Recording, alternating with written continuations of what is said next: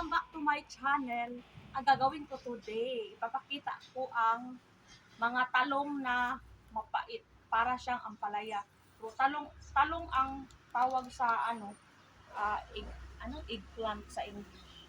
So, talong siya ang kung tatawagin dito sa amin. So, ito, kita ko yung bunga niya guys, oh. O kung ano ang pangalan dito sa sa Tagalog, ano ang tawag dito? Mayroon pa. Yan, oh, dalawa. At saka mayroon pa. Oh, apat yung bunga niya. Dito, tingnan natin kung mayroon pa ba ito. Wala. Alam niyo ba guys, dito siya nakatanim sa pot. Yung mga pot.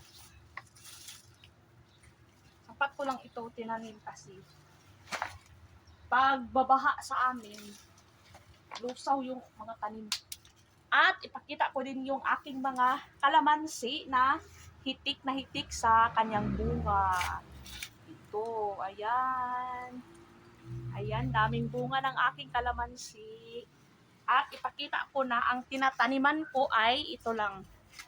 Sira na galon. Ayan, ito yung tinataniman ko. At ito guys, biyasong. Ayan, oh. May bunga din siya. Dalawa. Pero dati, marami itong bunga. Iwan ko bakit ngayon, kunti lang yung bunga niya.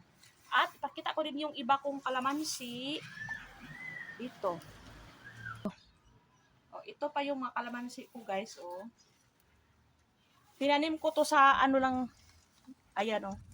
Sa mga galon na mga na yan. Butas na. Ayan. Kasi, paglipat namin, bitbitin namin yung aming mga tanim. Oh, ito yung mga kalamansi. Sobrang dami ang bunga niya guys. Ayan, oh. Ayan. Palagi na ako nag-harvest nito.